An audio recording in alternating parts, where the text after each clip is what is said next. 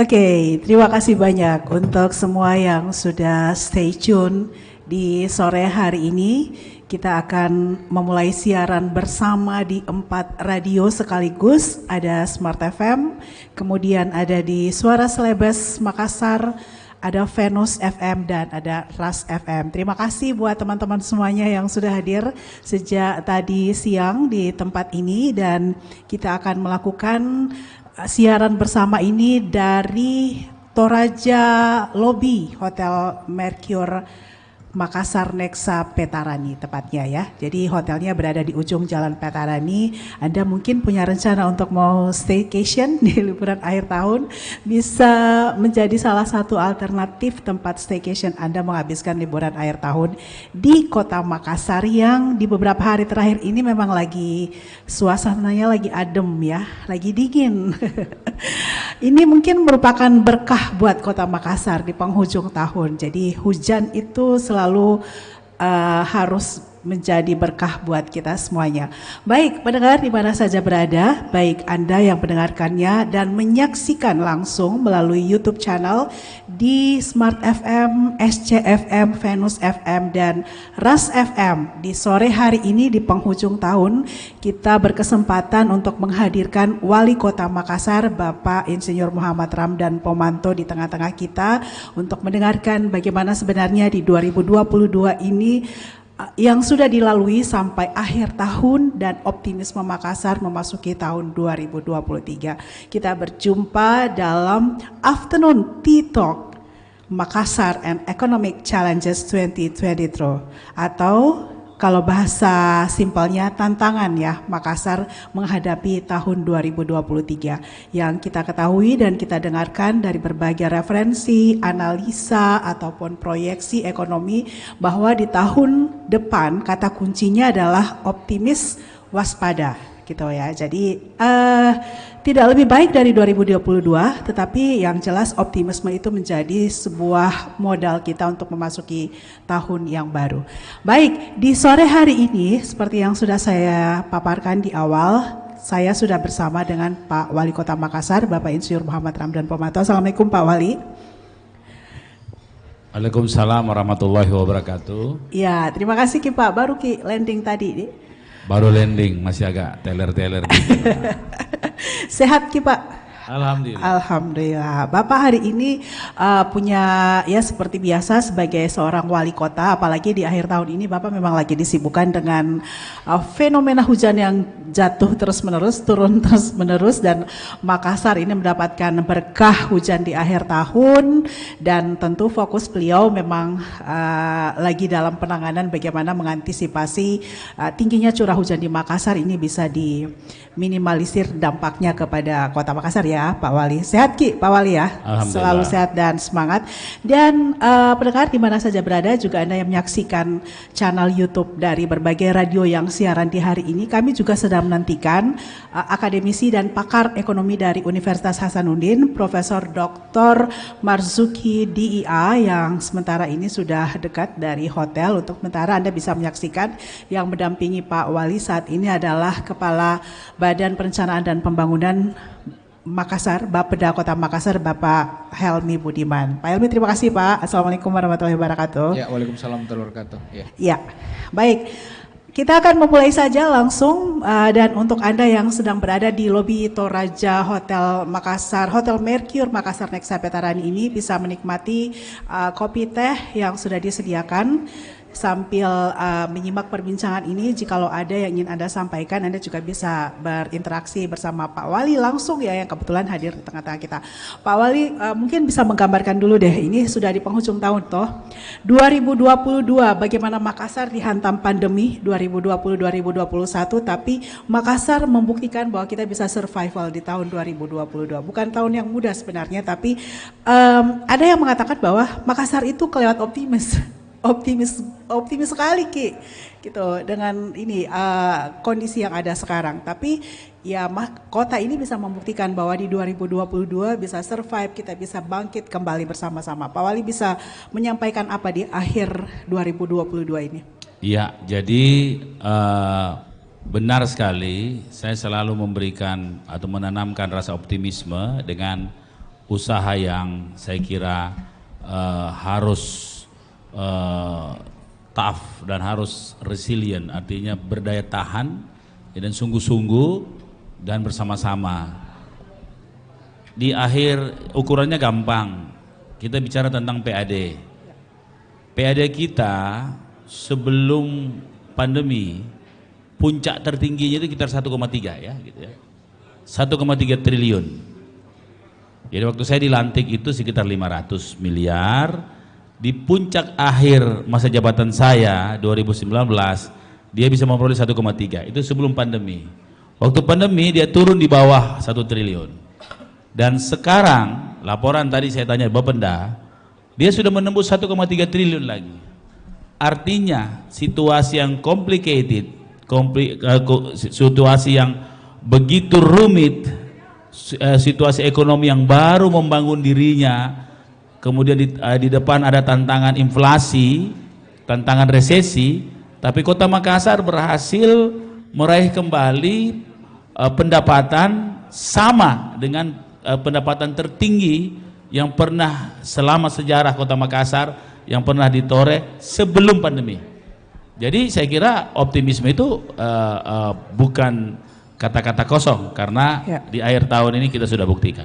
Oke, bukan tanpa alasan begitu ya, Pak, untuk optimisme di 2023. Apa yang sudah dilakukan Pak di tahun ini?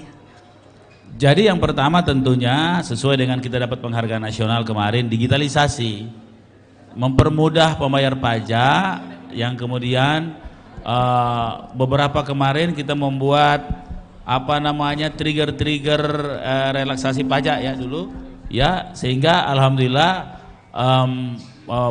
pasca pandemi sudah mulai menurun, para pengusaha itu sangat menjadi bangkit kembali, jadi dia rebound, dan saya percaya pertumbuhan ekonomi kita akan meningkat. Kita juga kondisi inflasi kita itu kalau year on year tadinya 6,6, sekarang sih 5,99, terus menurun. Tapi kalau yang progres tahun ini itu hanya 4, tidak sampai 5. Tapi kan biasa hitungannya year on year. Ya, Pak Wali, 2021 Makassar ini menjadi salah satu kota 5 besar ya yang terparah untuk kasus pandemiknya. Tetapi di 2022 proses recovery yang dilakukan itu bisa menunjukkan bahwa Makassar bisa bangkit lebih cepat. Nah, dari sisi penanganan pandemik, pasca pandemik itu sendiri, apa yang sudah dilakukan oleh pemerintah Kota Makassar? Kami punya ekosistem namanya Makassar Recover. Oke. Sebuah sistem yang kita rancang, yang kita sudah patenkan, dan di platformnya berdasarkan Smart City. Nah, itulah monitoring kita yang hingga hari ini ya jelas-jelas selamat datang Prof, mari Prof ya. Ya. Mari Prof. Siap. Ya. Siap. Jadi Makassar Recover ini adalah sebuah jawaban terstruktur, tersistem yang kita rancang baik berdasarkan yang dikerjakan secara Smart City, yang betul-betul mampu mengontrol sistem penanganan pandemi yang ada di Kota Makassar. Termasuk juga yang kita miliki kali ini belajar dari Makassar Recover, kita punya pengendalian bencana.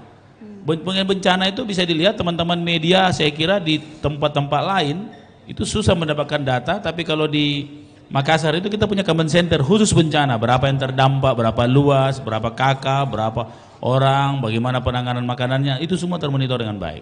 Oke, Makassar Recover ini kan adalah sebuah program yang memang dicetuskan untuk memang benar-benar fokus membangkitkan kembali Makassar pasca pandemik ya, Pak Wali. Ya. Sekarang ini bukan performa ya istilahnya, evaluasi ya dari program Makassar Recover itu sampai sejauh ini seperti apa, Pak? Yang jelas adalah kalau kita lihat hasilnya, misalnya itu kan di grafik kelihatan sekali. Okay. Ada 3 gelombang besar. Terus ada 3 gelombang kecil. Yeah. Gelombang kecil itu varian XSO, varian-varian lain, termasuk varian terbaru. Nah, berapa hari ini sudah 0 lagi. Nah, sempat memang tadinya kan sampai 1000 per hari. Terus pada yang kecil itu puncak-puncaknya itu di 58. Jadi puncak yang gelombang besar itu 1000 per hari. Kalau yang puncaknya gelombang kecil itu 58 sampai udah cukup 60 lah. Sekarang sisa 0, kalau di bawah 10 itu sudah normal. Sekarang sudah normal lagi, sudah normal. Artinya kota ini bisa saya klaim sebagai kota yang sudah resilient terhadap pandemi.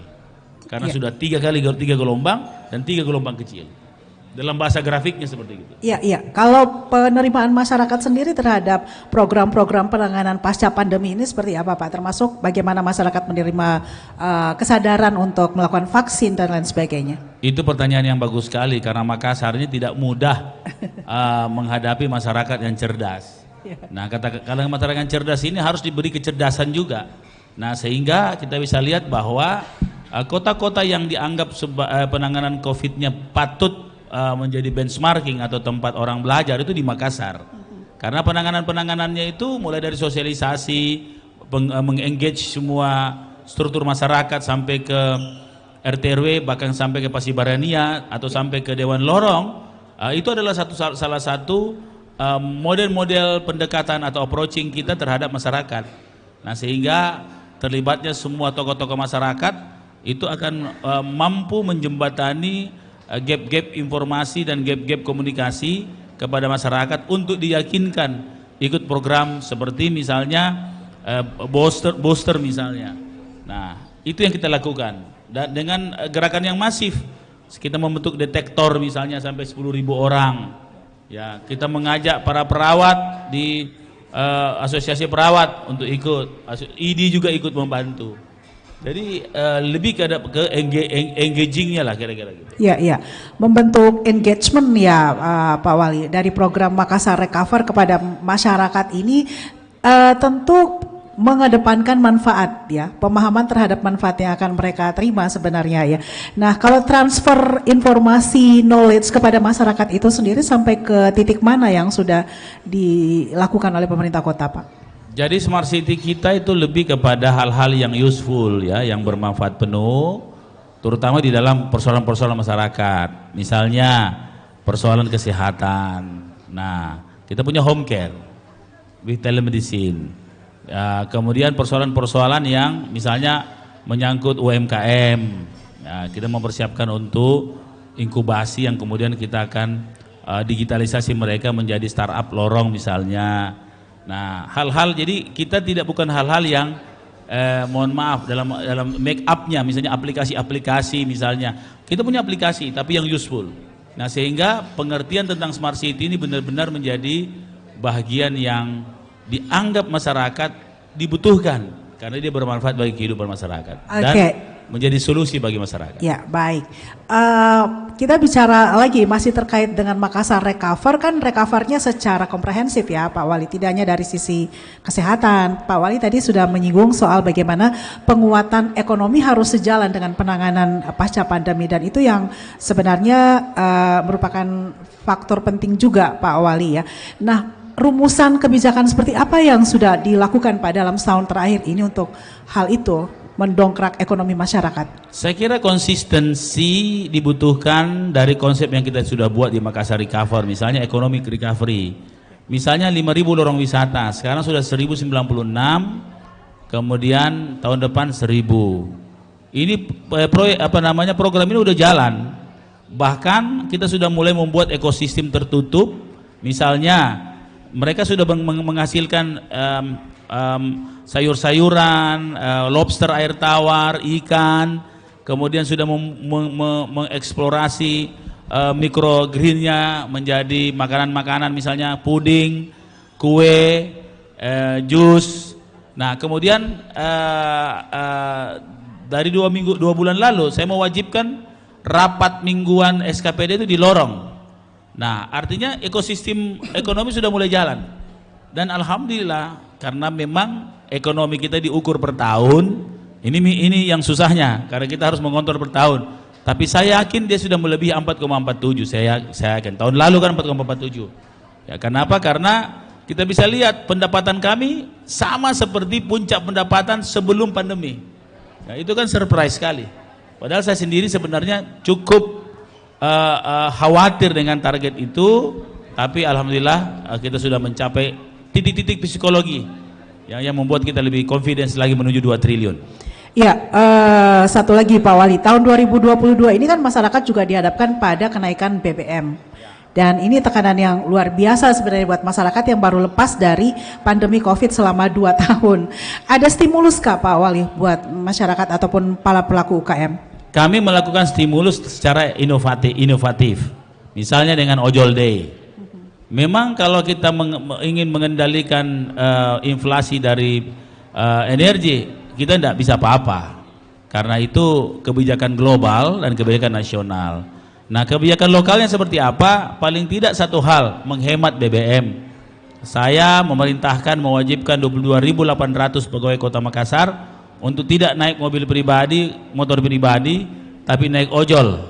Menghemat 100.000 liter pada hari Selasa dan memperkuat ekonomi ojol itu 26%. Begitu teman-teman ojol sampaikan ke saya. Ya, tapi itu memang benar-benar ojol day kan Pak? Ojol day, betul. Ojol day ya, ya, benar-benar. Kalau ada yang foto-fotoai, lapor ya sama saya. Iya, iya, iya. Ya, karena waktu ke Pemkot coba aja ya pendengar dan Anda yang menyaksikan ini hari Selasa ya. Hari Selasa ke ruang lingkup Pemkot di lapangan parkir, halaman parkir itu pasti kosong Pak. Kosong Prof, nggak ada. Dan kita mau parkir di situ pun dilarang. Tidak bisa Ibu, ini ojol day. Kayak segitu ya. Jadi memang benar-benar ojol day di hari Selasa. Baru hari Selasa ya Pak ya? Baru hari Selasa ya. Kedepannya ada rencana seperti apa? Berikutnya saya tawarkan ke komunitas lain, misalnya perbankan, industri di hari-hari yang lain. Sehingga kalau kita menghemat 100.000 liter per hari, itu lumayan untuk menekan demand, sehingga pasti supply-nya ya, sehingga inflasi pasti bisa malah bisa jadi deflasi. Kan begitu hukumnya, lebih ahli, tapi saya cuma hitung-hitungan tambah kurangnya saja kalau inflasi deflasi saja gitu. Tapi logika dasarnya seperti itu. Baik, baik. Ya, terima kasih Pak Dhani. Sebelum kita break, saya ingin ke Prof dulu sedikit saja, Prof. Kalau tadi kan secara gambaran ekonomi dalam negeri ya, secara global, Prof ya. Kita jangan dulu bicara 2023 ini sebenarnya, masih 2022. Sebenarnya seperti apa tekanannya ke dalam negeri, Prof? Izin Pak Wali, maaf. Izin Pak Wali, minta maaf terlambat, nggak ada rapat dengan. Jadi memang persoalan kita ini kan masuk ke 2023, sepertinya ancaman gitu. Mungkin untuk beberapa negara di Eropa, ya kan, Amerika, kemudian di Eropa, kemudian ada beberapa negara di Asia juga yang memang dalam kondisi susah, karena memang itu tadi Pak Wali katakan banyak ketergantungan mereka terhadap energi, apalagi sekarang musim dingin Pak Wali ya. Kemudian ada konflik di Ukraina yang dampaknya ke pupuk, kemudian di industri pangan, energi Rusia terhambat sehingga terjadi shock supply ya, dan itu memang akhirnya menghantam negara-negara berkembang, termasuk juga negara maju sendiri. Nah, reaksi daripada negara maju mengatasi ini terlalu agresif kelihatannya Pak Ulia. Bunga dia naikkan sama sekali kan untuk menekan inflasi, dan harapan ya inflasi bisa turun karena permintaan turun. Tapi rupanya ini justru kelihatannya kita masuk di era yang bukan lagi pandemi, sudah masuk endemi, tapi masuk lagi di krisis bentuk lain, yaitu tadi masalah ketakutan inflasi, ketakutan krisis pangan. Ya, itu menjadi sesuatu yang menjadi beban semua negara dan terutama negara-negara maju. Nah, yang negara-negara maju memang kesulitan kelihatannya, terutama yang tergantung energinya dari beberapa negara yang selama terikat, terutama kemudian begitu juga dengan pangan.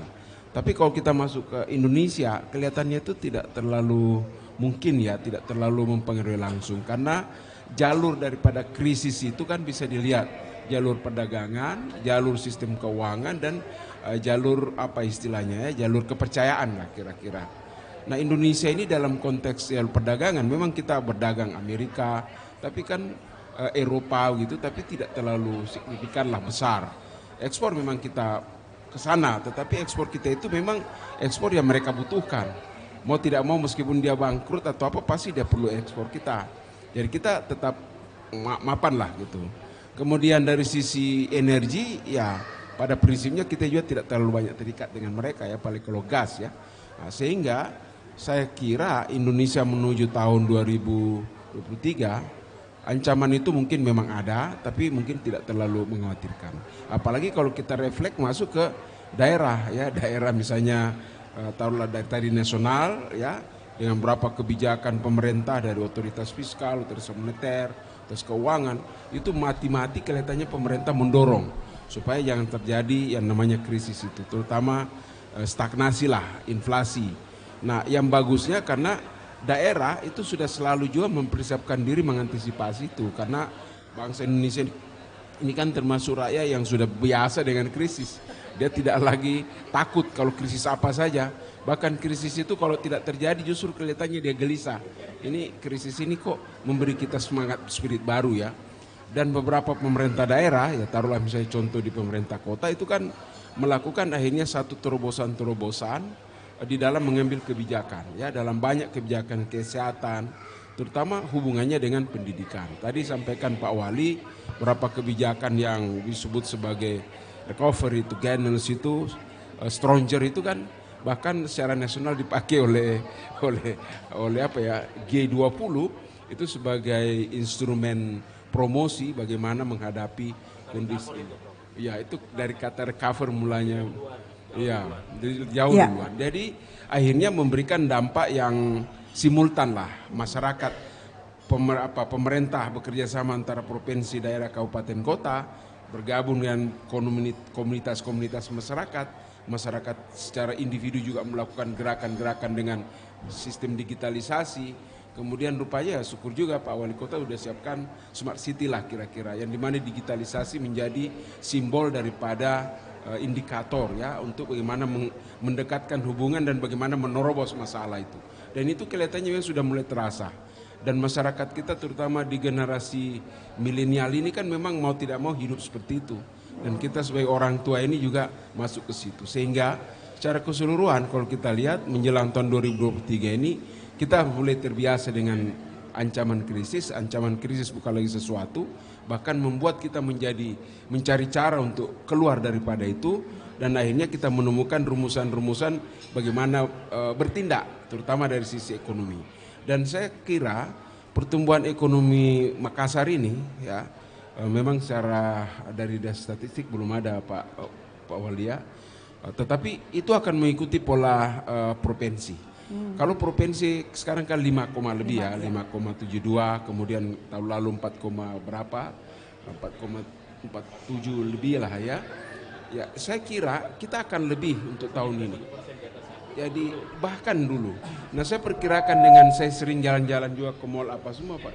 Ini kira-kira pertumbuhan kita bisa sampai, saya minta maaf kalau saya salah, saya mendahului saja statistik karena saya juga hitung-hitung kasar, ya kurang lebih 6,25. 6,25 kita sudah di atas.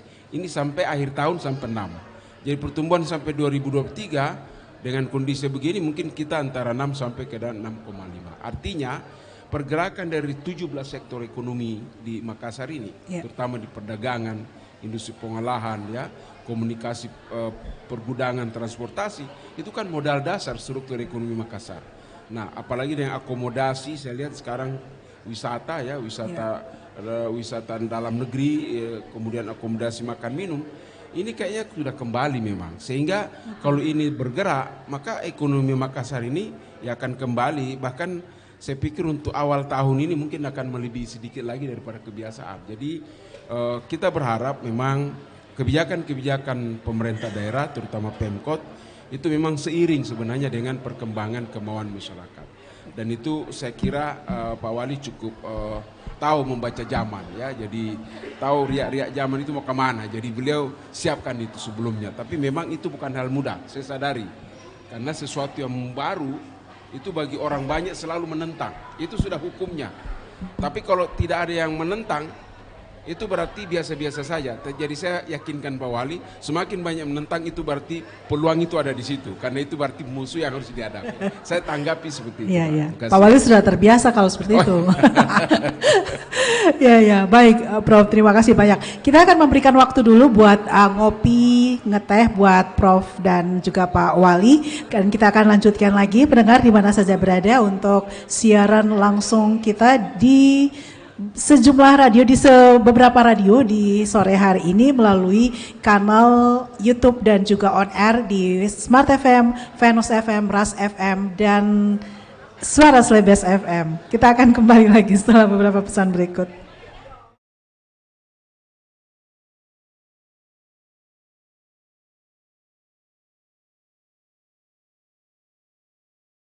Ya baik, terima kasih sekali lagi untuk Anda pendengar di Radio Smart FM, Venus FM, Ras FM, dan Suara Selebes FM yang mendengarkannya melalui kanal YouTube, juga menyaksikannya melalui kanal YouTube dan juga mendengarkannya melalui siaran radio di mana saja Anda berada. Ini luar biasa karena kita siaran langsung di 4 radio sekaligus on air dan live YouTube ya.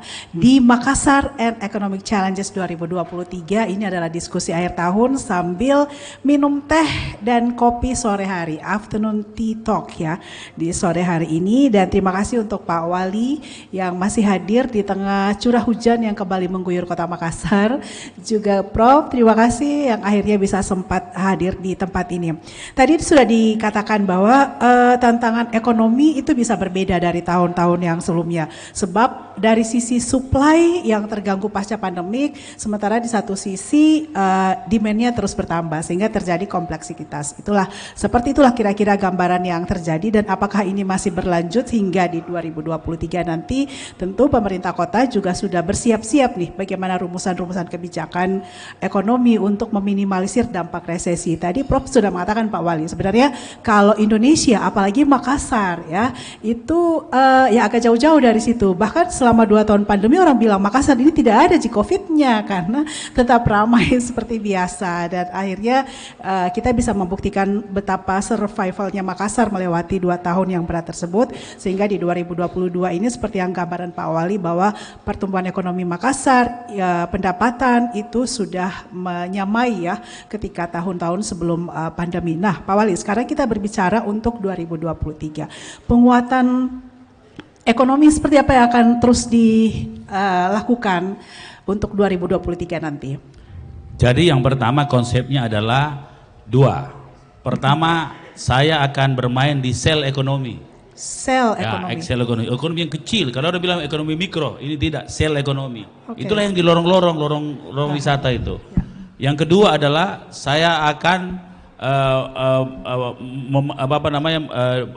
bermain di adaptif ekonomi. Nah, contoh, saya ini baru datang diundang dari Amerika, diundang dari Australia. Dan mereka sudah datang juga ke sini. Ini baru aja pulang tim dari Amerika, Australia pun begitu. Kenapa mereka ke Makassar? Rupanya Makassar adalah salah satu contoh terbaik soal jawaban tentang tadi krisis pangan. Di perkotaan. Ini kalau krisis pangan di tempatnya sawah banyak lahan itu biasa. Maksudnya dia bisa mengatasinya karena memang daerah penghasil. Nah, ternyata dunia sekarang ini lagi menghadapi sesuatu yang begitu sulit, tidak pernah dalam sejarah dunia. Ya. Zaman depresi pun, zaman Perang Dunia Kedua, Perang Dunia Pertama, itu tidak seperti khawatir seperti hari ini. Nah, ternyata kita punya sudah sekarang berlangsung 4 bencana. Bencana pertama bencana populasi. Kita idealnya dunia ini 6 miliar. Sekarang 8 miliar menuju 2050 10 miliar. Maka orang akan berebut ruang, berebut kepentingan, berebut pangan, dan berebut informasi. Jadi akan banyak konflik. Baik itu konflik individual, komunal, maupun konflik secara negara. Nah, ini kan perang sekarang ini kan berebut itu. Kemudian kedua, bencana alam, meteorologi, iklim, sea level rise, kemudian extreme weather yang mengalami seluruh dunia. Makanya kepada netizen yang selalu mengatakan seolah-olah Makassar saja yang banjir, seluruh dunia banjir deh. Ya kira-kira begitu. Seluruh dunia, dan pusing biar Amerika putus jalannya. Lebih gila lagi mereka. Saya pas di Amerika dia putus jalannya, putus. Jalan-jalan interstate-nya itu putus. Ya, putus. Nah, ketiga adalah bencana pandemi yang masih di ujung-ujung, saya lihat Cina ada lagi gelombang baru, dan yang terakhir bencana geopolitik, perang Rusia Ukraina dan perang dagang Amerika Cina. Kemudian satu bencana yang paling ditakuti yang tadi beliau sebut, bencana pangan. Eropa akibat bencana iklim ini, itu sungai-sungai Eropa sisa 30%. Maka angkutan logistik pun dikurangi 30%. Padahal kebutuhan tidak pernah berkurang. Nah, krisis-krisis di situ. Nah, ternyata setelah mereka teliti, para peneliti, ini peneliti dari universitas terkemuka di Amerika, itu ketemu dengan saya semua. Kebetulan di Indonesia UGM dan ITB. Lokusnya Makassar. Di sana UPenn, UC Boulder dengan Virginia Tech. Papan atas semua ini. Nah, kumpul, ternyata mereka meneliti, ternyata apa yang terjadi adalah krisis ini akan cepat datang karena ternyata antara masyarakat dengan sumber pangan terlalu jauh, maka harus didekatkan. Nah, setelah hipotesis itu mereka rumuskan, terus di mana contoh yang terbaik?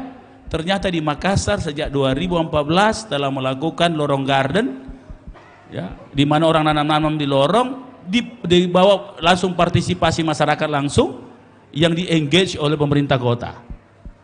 Nah, itu yang diteliti. Maka mereka memasang alat sensor pakai artificial intelligence. Itu kami lihat, di Amerika juga dilihat. Ternyata ini mereka baru pulang, memberi report kepada saya sebelum mereka pulang. Dia menemukan sesuatu yang luar biasa lagi. Saya lupa istilahnya. Tidak pernah ada di dunia. Dan dia akan declare di seluruh dunia, dan tempat belajarnya di sini. Apa namanya? Zero Carbon City of apa itu, ada istilahnya. Saya nanti buka report mereka setelah ke sini 5 hari. Di lorong terus ya ke pulau apa semua, dan dia bilang kepuasannya itu dia tidak pernah bayangkan sebelumnya, bagaimana masyarakat itu sangat aktif, mencintai apa yang dia kerjakan, dan dia menganggap engage yang dilakukan pemerintah kota itu sulit untuk dilakukan kota lain, tapi dia mencoba mendapat. Nah, apa yang dari gambaran seperti ini berarti kan kita sudah punya solusi. Nah, caranya soal pangan adalah itu tadi, kita kembangkan saja ini. Makanya saya tadinya orang cuma nanam sayur, saya suruh bikin pelihara lobster, ikan, bahkan bawang putih saya coba. Kalau bawang sudah sukses, kalau okra itu sudah sukses, kalau lombok itu sudah jelas, kita sudah berapa kali.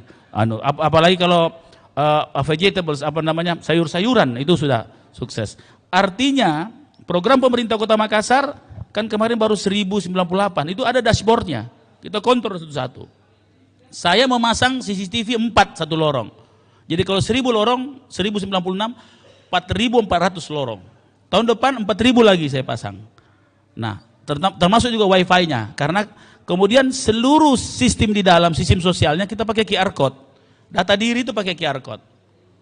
Kemudian semua lorong itu kita 3 dimensikan, termasuk rumah. Ini dah dasar-dasar membuat metaverse. Makanya kita akan bermain di sel ekonomi, di sel city cell ini, ya economic cell, kemudian dengan model adaptive ekonomi. Karena dengan begitu kita bisa survive. Karena ini kan berubah-berubah, maka kita harus punya penyesuaian terhadap perubahan itu. Iya, iya. Ini kan pasti juga memikirkan bagaimana pasar yang bisa ditembus, diakses oleh para pelaku UKM di lorong-lorong ini ya Pak Pali? Iya, kita menciptakan ekosistem hulu hilir.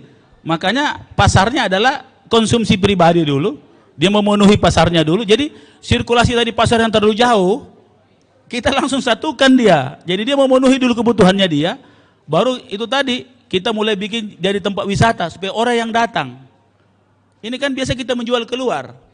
Ini tidak, pasarnya yang datang ke lorong. Maka saya membuat mobil listrik untuk mobil listriknya sudah selesai prototipenya, itu akan melayani semua lorong gratis. Tidak lain adalah pasar yang datang, bukan ini yang ke pasar. Nah, sehingga demand dan supply itu menyatu, bahkan ini di lorong-lorong bisa mensuplai tempat lain.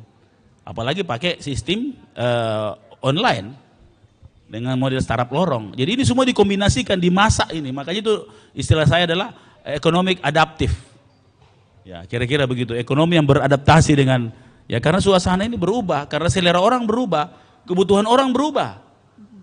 Ya, coba kita lihat sekarang, anak-anak yang kita ini sekarang konsumsi, lebih banyak konsumsi gandum, roti-rotian anak-anak generasi Z ini, ya, karena dia lebih banyak makan roti. Kalau kita ini kan masih kampungan, kita punya perut ini beras apa semua kan, ya. Pak Wali, kalau evaluasinya selama 2022 diluncurkan lorong garden ataupun lorong wisata, secara produksi seberapa besar sekarang?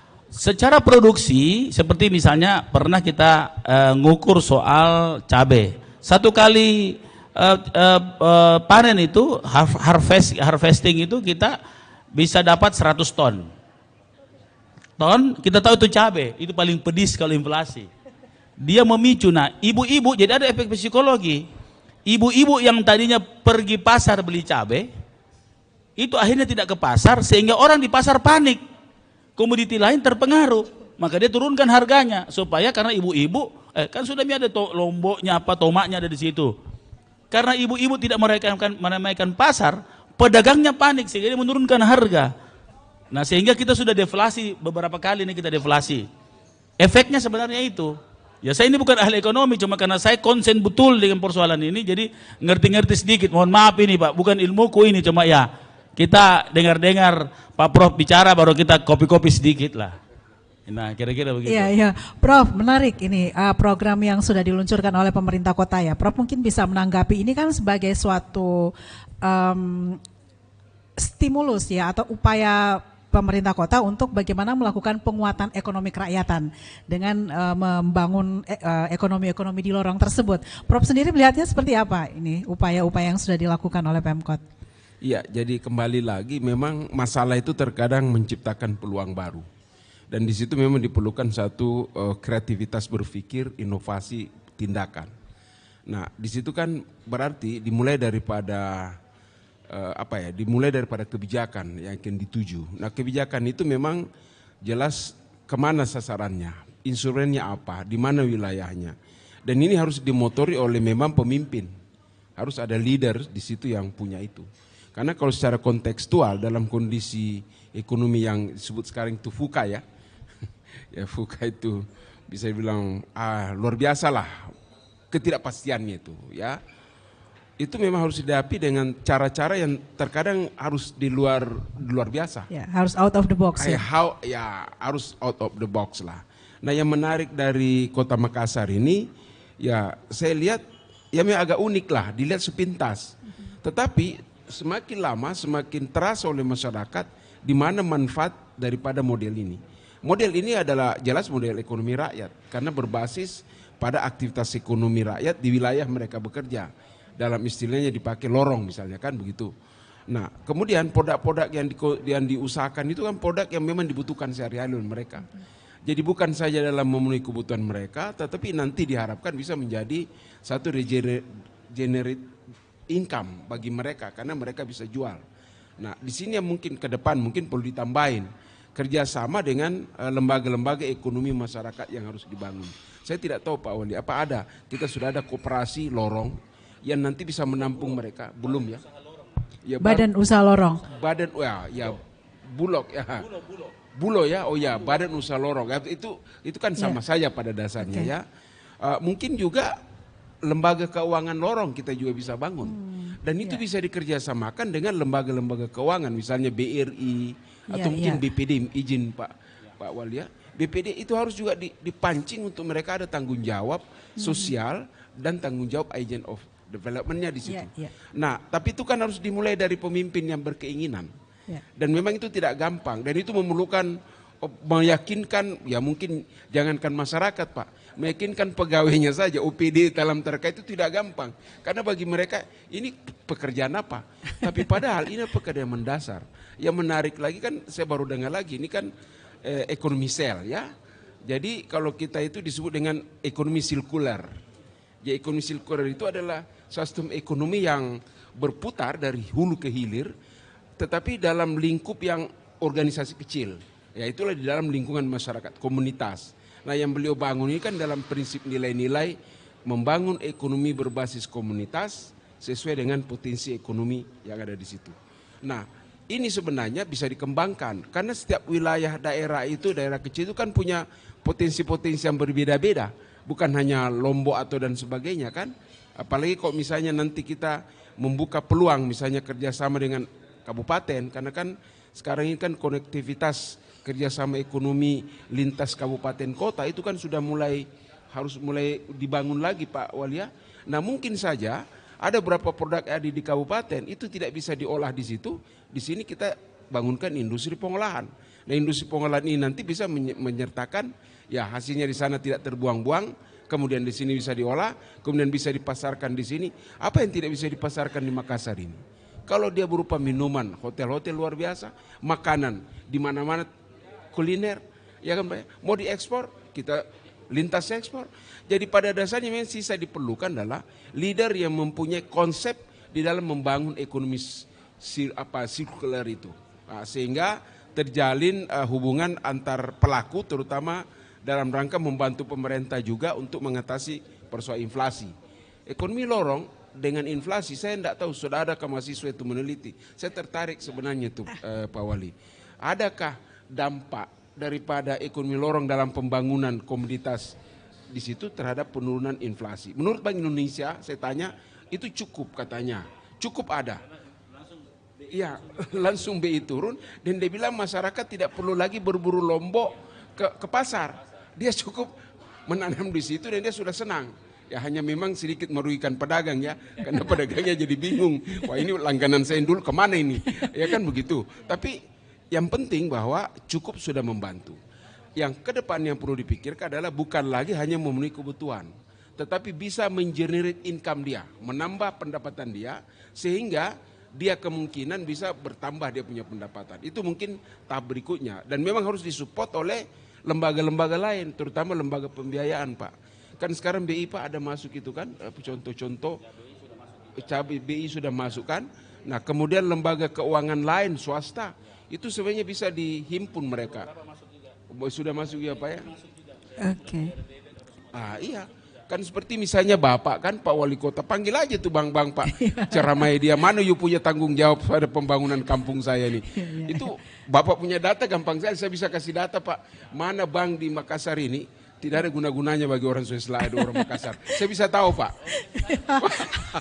Nanti saya tahu mana bank yang kikir kasih kredit, mana lebih banyak ngumpul dana saja. Itu mungkin perlu dinasihati. You punya tanggung jawab pembangunan dong, bukan hanya profit motif ya. Nah disitulah saya pikir memang kita memerlukan pemimpin yang berpikir lebih agil dalam berpikir ya, adaptif, istilah beliau adaptif dalam menyikapi perkembangan kebutuhan masyarakat. Dan itu saya rasa dimulai oleh mereka, oleh beliau. Dan memang tidak gampang menjadi pemimpin seperti beliau, terus terang izin Pak Wali, tidak gampang. Karena saya biasa setiap ada ide, saya sendiri kaget-kaget. Ini apalagi nih Pak Wali. Tapi kok dipikir logik ke belakangnya, apa yang salah? Ya. Karena kemajuan itu ada di depan. Kan begitu Pak Wali. Kemajuan itu bukan bercermin ke belakang, ada di depan. Iya. Dan ke depan itu harus beda daripada yang lain. Ya. Jadi tantangannya lebih berat. Siap. Tetapi selama itu firm, saya pikir itu insya Allah diberi jalan lah. Karena istilahnya kalau sudah ada orang berpikir, itu akan jadi, maka berarti Tuhan sudah membuatkan jalan cara berpikir dia. Sisa orang lain aja mengikuti. Nah di situ diberikan leader yang punya kemauan untuk mengajak bersama.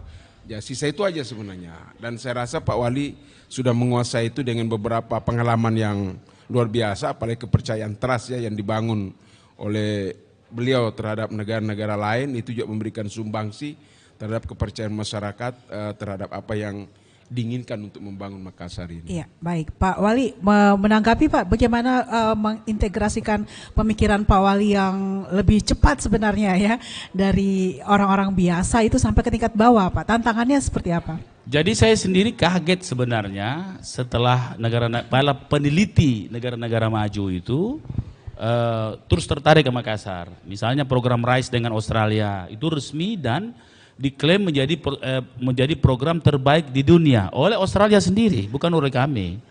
Ya, sehingga dari satu titik sampel untuk bagaimana merevitalisasi kawasan informal di daerah wetland ya, dengan komunitasnya, kemudian berkombinasi dengan lorong-lorong, kan semua lorong juga. Sekarang jadi 7 site. 7 site diperpanjang 7 tahun. Setelah kita coba satu site yang kemarin dikunjungi oleh Prime Minister dengan Foreign Minister Australia. Ada Foreign Trade Minister, ada 3 menteri Australia langsung datang.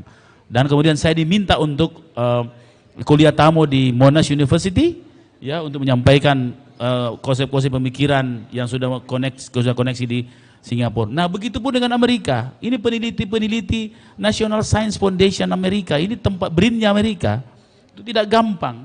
Dan datang di sini, dan karena kita sudah era smart city, datanya itu sama, yang kita lihat dan dia lihat sama. Dan menurut mereka kan lebih round lebih keliling-keliling melihat seluruh dunia dalam angle yang besar. Dia menyatakan ini the best. Waktu dia datang, dia presentasikan dia mau apa, waktu dia pulang, result dari 4 hari, 5 hari dia di Makassar, itu disampaikan. Rupanya menemukan yang baru dan diminta diperpanjang join ini. Nah, artinya dia bilang ini langka sekali di dunia yang dilakukan ini. Dia wawancarai langsung, saya enggak wawancarai langsung masyarakat, dia sama-sama di situ makan masyarakat. Nah, itu secara sainsnya. Nah, secara praktisinya tahun ini, jadi kita akan bikin packaging yang secara ekonomi memperkuat langsung. Saya akan membuat nasi dos lorong. Saya akan branding ini nasi dos lorong. Dikurasi, disertifikasi, dan saya minta semua kegiatan makan siang di Kota Makassar beli itu. Nasi dos lorong saya akan bikin yang paling lezat. Aku kumpulkan semua ahli-ahli makanan dengan PKK yang mengkurasi semua lorong. Jadi dia semua bahan-bahan di situ pertama bebas pestisida. Ya, jadi kan semua bebas pestisida. Kemudian diproduksi di lorong semua bahan-bahan sayurannya di situ. Nah, kalau itu jadi lebih praktis dan lebih opportunity-nya lebih direct langsung lah. Nah, kalau ada merek itu, nah ini kita bisa. Jadi nasi dos lorong ini, tapi saya belum dapat namanya, ya. Itu kita akan promosikan habis-habisan. Jadi meeting siang, makan siang pemerintah kota harus makan itu. Nah, tetapi saya akan mempersaingkan lorong-lorong ini, lorong mana yang paling bagus, itu yang lebih banyak di order. Jadi hukum pasar juga kita harus bimbing mereka, ya. Seperti itu kira-kira. Nah, di lorong itu bukan hanya saja food security atau kemandirian ekonomi, tapi tadi yang beliau sampaikan adalah circular ekonomi. Jadi food waste-nya saya akan kasih mereka biodigester. Itu temuan teman-teman ITB yang pertama dipraktekkan di Makassar. 7 tahun saya coba ini berhasil. Pertama di Indonesia. Jadi food waste itu dimasukkan dalam biodigester skala kecil, itu dapat gas 3 jam. Diambil gasnya. Setelah 3 jam dapat gas, sisanya itu jadi fertilizer, jadi pupuk. Pupuk ini dipakai lagi untuk city farming. Jadi terputar dia, jadi circular ekonomi.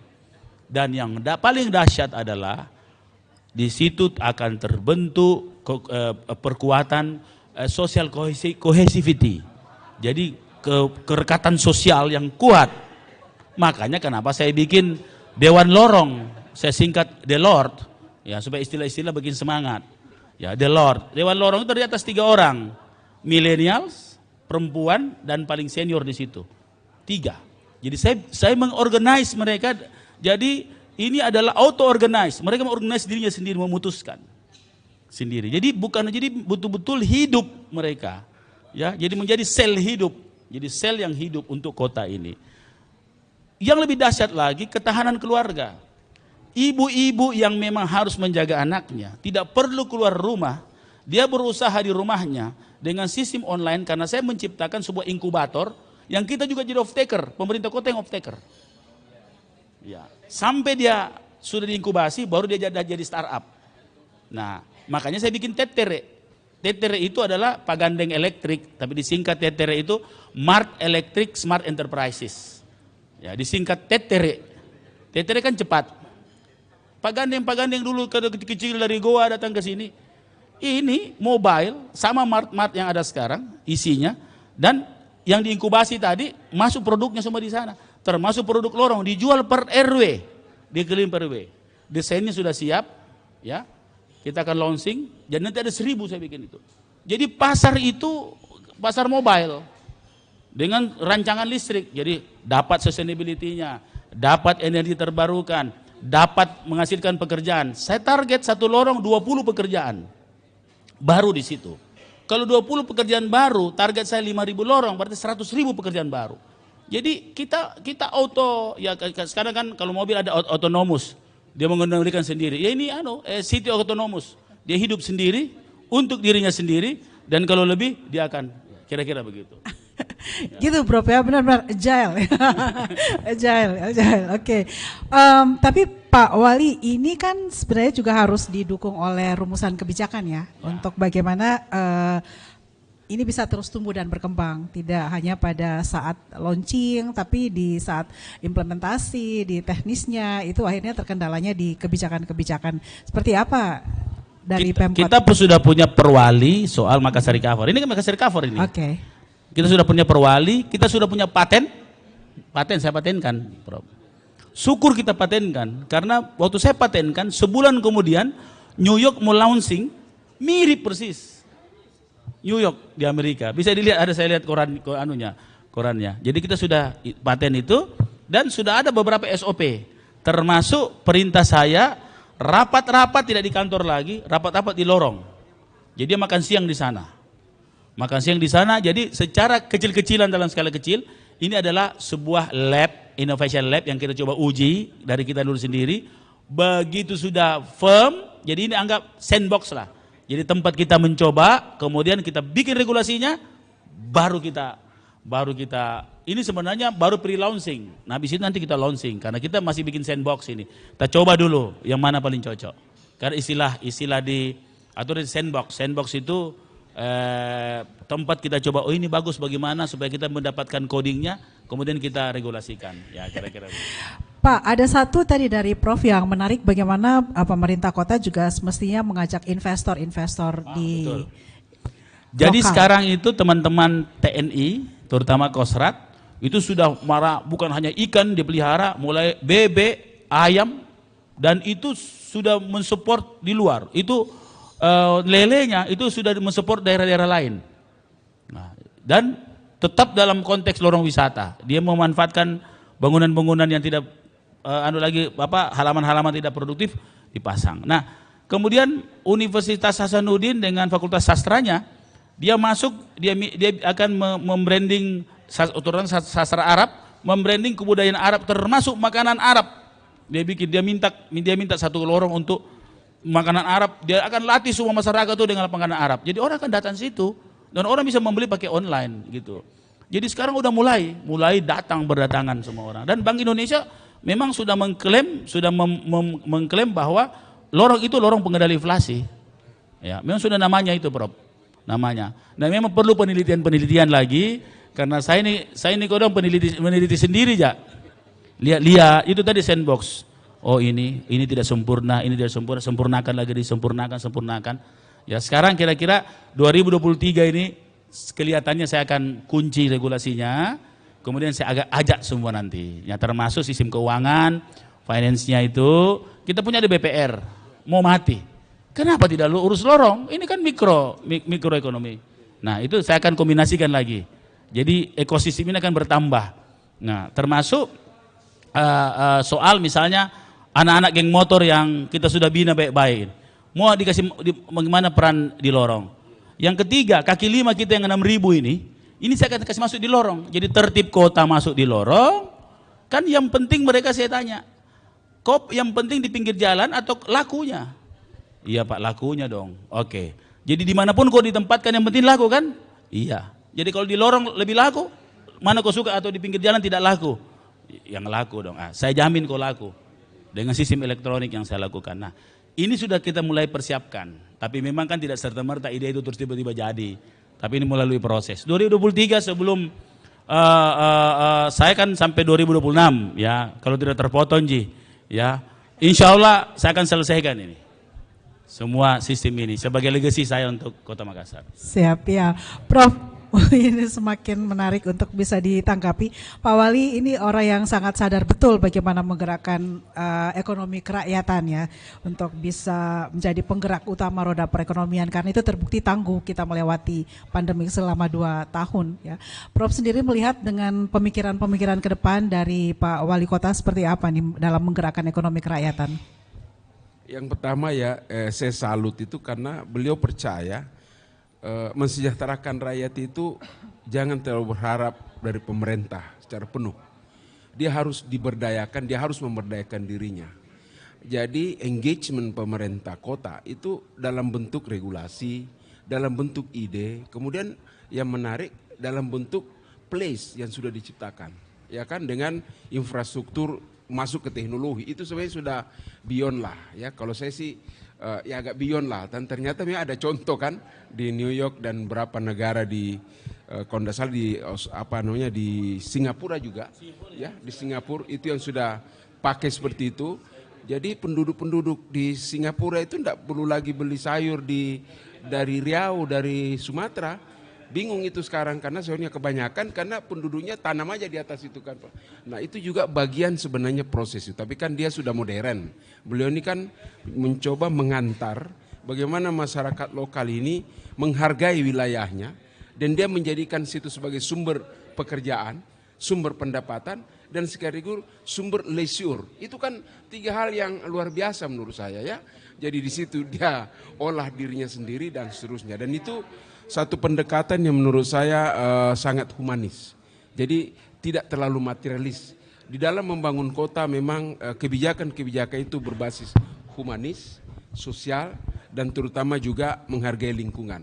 Dan apa yang dilakukan beliau, akhirnya saya tangkap sekarang, apa yang dinilai oleh peneliti-peneliti internasional, di situ mereka ketertarikannya. Karena ada aspek sustainability development itu ditempuh. Ya, tanpa disadari, idenya memang sangat ya tidak biasa, karena kan biasanya pemerintah itu langsung masuk di support yang berlebihan, ya kasih subsidi, kasih ini, jadi kayak bukan kasih pancing, kan beliau ini kasih pancing, banyak kebijakan itu berbasis memberi makan, memberi suap, beliau tidak mau, beliau masuk ke wilayah bagaimana mendrive orang ini supaya dia sadar bahwa you adalah sumber daya manusia yang punya potensi, yang bisa menghasilkan untuk menolong dirimu, dan menolong kau punya lingkungan, dan akhirnya you sejahtera di situ. Itu saya pikir sangat prinsip. Ya, seorang leader yang berpikir seperti itu saya pikir memang sesuatu kelebihan tertentu, dan itu kan tidak semua orang seperti itu. Dan saya rasa ilmu yang dia pelajari itu beliau tidak belajar itu, saya rasa itu memang naluriah yang muncul, dan kita sebagai orang luar hanya melihat, saya sebagai orang yang mengamati tentang nilai-nilai pembangunan sosial masyarakat, ekonomi kerakyatan, ini memang menarik, unik sekali. Karena beliau ingin menerjunkan diri secara total masuk ke situ. Ya kan ada juga lain juga, ada orang hanya menggunakan tangan orang lain memasukkan ide itu kemudian menjalankan. Beliau ini total masuk dalam pikirannya, kemudian dia masuk berkecimpung, dan sulit itu dia mengelola, dan dengan harapan mudah-mudahan ada manfaatnya. Ya itu saya rasa satu hal yang mungkin perlu diapresiasi ya, dan saya secara pribadi sangat mengapresiasi apa yang dipikirkan oleh beliau. Tapi sekali lagi saya katakan, memang memerlukan pekerjaan besar, terutama bagaimana mempengaruhi teman-teman di DPR, bagaimana mempengaruhi komunitas-komunitas, terutama juga mempengaruhi kaum-kaum intelektual, karena ini tantangan yang terberat. Kaum intelektual ini terkadang mampu berpikir, mampu menahan, tetapi tidak mampu memberi solusi. Nah itu saya pikir juga bukan solusi yang bagus bagi beliau. Beliau butuhkan support, dan support itu cukup, dan kita juga kalau bisa ikut membantu ya syukur, kalau tidak juga tidak apa-apa. Kira-kira begitu, itu yang diperlukan oleh beliau. Prof, tapi ada sedikit saran dan kepada pemerintah kota mungkin menghadapi 2023 dari banyak saran. Jadi saran saya memang harus juga dilihat.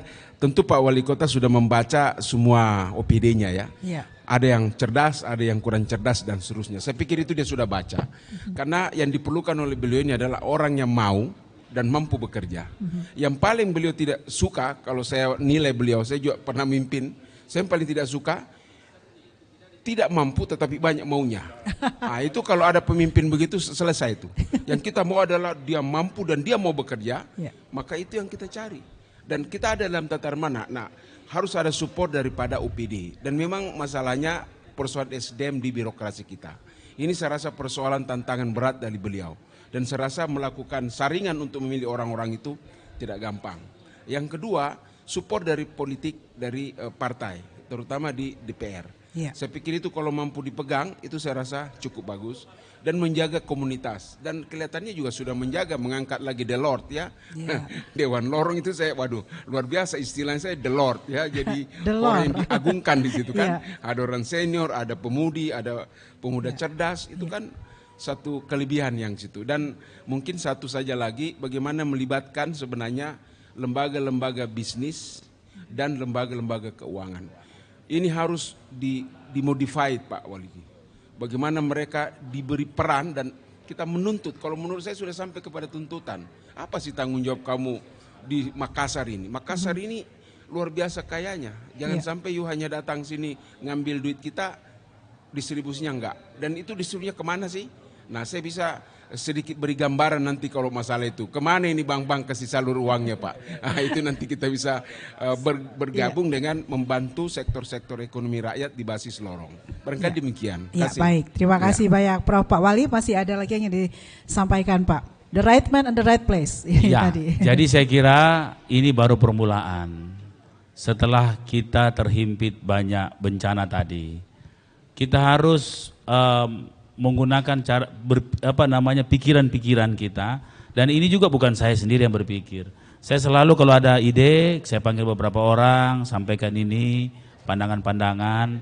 Saya selalu percaya ide bersama itu lebih kuat dari ide sendiri. Begitu Prof. Memang sekarang betul yang Prof bilang. Tim ini memang masih kita lebih akhirnya seperti kita one man show. Karena dibawa iramanya belum sama. Jadi saya akhirnya ya mendahulukan strong leadership. Mestinya saya harus mendahulukan adaptive leadership. Kemampuan kita beradaptasi dengan bermain tim. Jadi akhirnya saya yang amat-amati, karena yang menarik adalah mereka sudah taat melaporkan.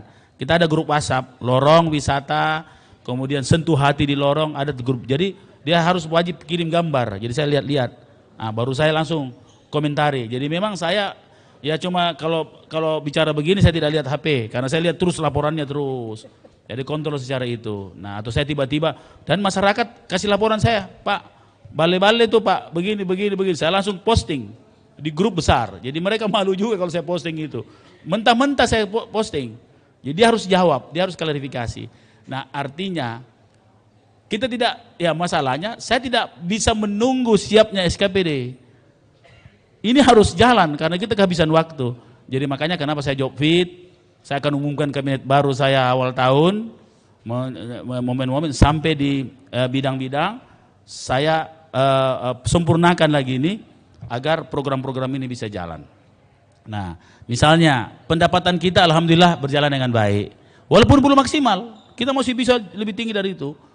Tapi di penyerapan anggaran kita sangat lemah. Karena beberapa kendala-kendala psikologi dan kendala-kendala administratif. Nah, ini saya sempurnakan. Nah, sebentar malam kami refleksi akhir tahun. Kita survei profesional. Saya lihat memang ada sedikit penurunan kepuasan, tapi penurunan terhadap saya itu 0,5. Saya kira gara-gara penyerapan anggaran tidak. Tapi sebentar malam kita launching, terbuka dan menyampaikan raport SKPD masing-masing. Nah, saya sudah dapat laporan dahulu, memang banyak raport B jadi C, jadi ada penurunan, betul, penurunan. Makanya tepat sekali saya ingin resetting lagi. Kan saya sudah bilang sebelumnya, saya mau resetting kabinet saya. Kalau tidak bisa resetting, tinggal kasih korsleting saja. Di strom mami ini baru bisa. Ya, kira-kira begitu, Prof. Iya. Jadi betul sekali yang disampaikan, Prof. Ya, Pak Wali, di akhir ini mungkin ada yang ingin disampaikan kepada masyarakat, khususnya menyambut tahun baru 2023. 2023, seperti apa dikatakan Al-Quran, Allah memberikan apa yang kau prasangkakan. Kita harus berprasangka baik 2023. Dengan satu kata, optimis. Dan kata yang berikutnya adalah waspada. Nah, kalau kita bicara optimis dan waspada, ada kata di tengahnya, adalah adaptif. Kemampuan beradaptasi menuju resilient, daya tahan. Kota-kota sekarang lagi menyusun sistemnya, ekosistem untuk berdaya tahan menghadapi 4 bencana tadi plus bencana pangan yang kelima dan bencana energi juga ya. Dan alhamdulillah kita adalah kota yang tidak separah daerah lain ya. Maka dengan itu satu kunci dalam 3 kata ya, dalam konsep-konsep yang ya, kalau dalam 1 kata dalam agama itu taat saja. Yang penting kalau kita taat atau loyal dengan konsep yang ada, insya Allah, baik saya juga sebagai pemimpin harus taat terhadap apa yang kita sampaikan, dan masyarakat taat terhadap program yang kita sudah sepakati. Saya tutup dengan 3 kata kepada seluruh masyarakat Makassar, karena itu tanggung jawabku Makassar. Act now, kita harus lakukan sekarang, jangan menunda waktu. Act together, bersama-sama, dan act different dengan cara kita masing-masing. Terima kasih. Ya, baik. Terima kasih banyak Pak Wali Kota Makassar. Beri aplaus teman-teman yang hadir di sini. Bapak Insinyur Muhammad Ramdan Pemanto, juga Profesor Dr. Marzuki Dea, pakar ekonomi dari Universitas Hasanuddin.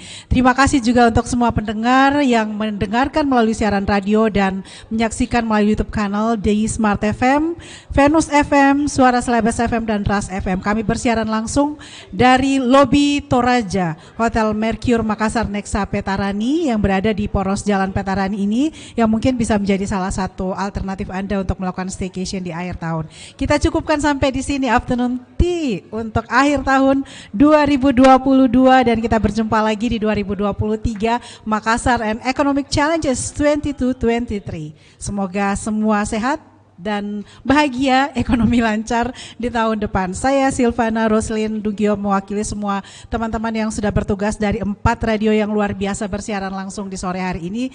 Pamit undur, terima kasih. Wassalamualaikum warahmatullahi wabarakatuh.